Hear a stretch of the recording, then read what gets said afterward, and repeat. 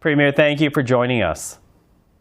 Hi, Michael. How are you? I'm good. Listen, I'm wondering how you are right now, where you are around Port aux Basques. Here we are days after Fiona hit. What do you see around you? What's your reaction to what you're seeing? The reaction is very emotional.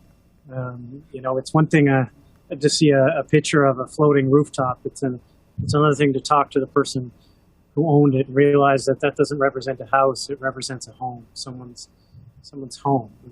I talked to a lady today who lost her home. She's in her 80s, 55 years she spent in that house. And if you in Port aux Basques here, you're walking around some of the rubble and you're seeing personal items, bed sheets, socks, shoes, photo albums.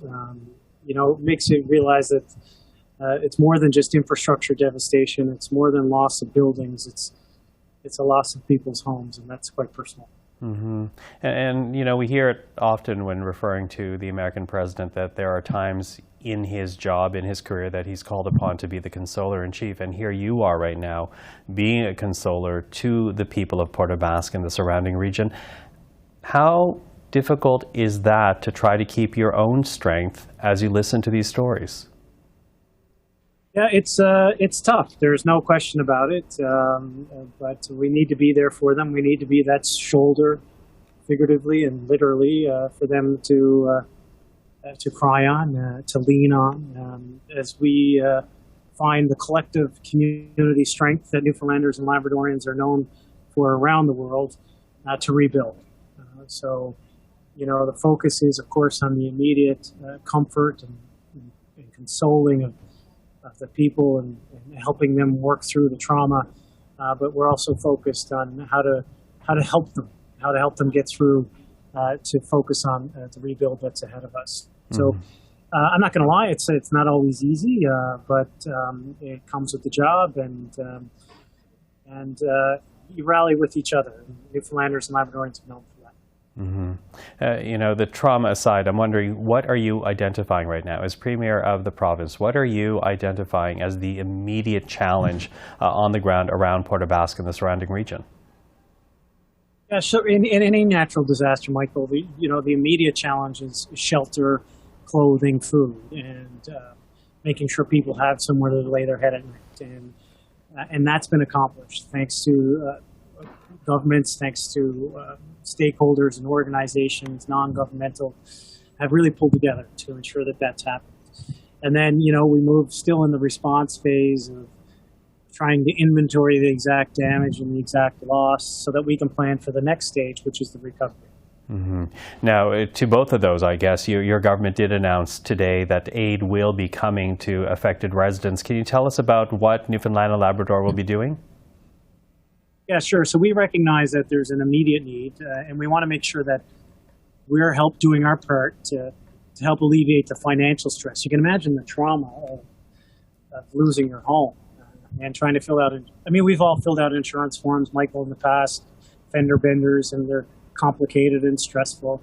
Imagine losing your entire home and then trying to inventory that and even find the files attached to it, because presumably they're gone as well, the computers, file folders. So we want to make sure that people know that we're there for them in the short term with a financial package, which will hopefully be available to them by Monday, so that they can secure things like food, clothing, things that aren't available through volunteer organizations. But then we want to take the stress and strain off them about the longer term in terms of rebuilding, and we will be there to support them financially for that as well. Because a lot of these properties that were lost were either uninsurable or the insurance didn't cover an extreme event like this. And you can imagine the stress that would cause in someone's life, that their whole life savings has gone invested in this house and home, and no insurance is going to cover it. Well, we want to be that comfort for those people. And I can tell you, I've talked to somebody yesterday in the community who could see the stress and strain in their body language. And when we, told them that we would be there for them to replace their home, regardless of if their insurance company was present or not, you could just see the relief come in their eyes and their body language and their shoulders. And that's the kind of real and symbolic relief that we want to provide for people today.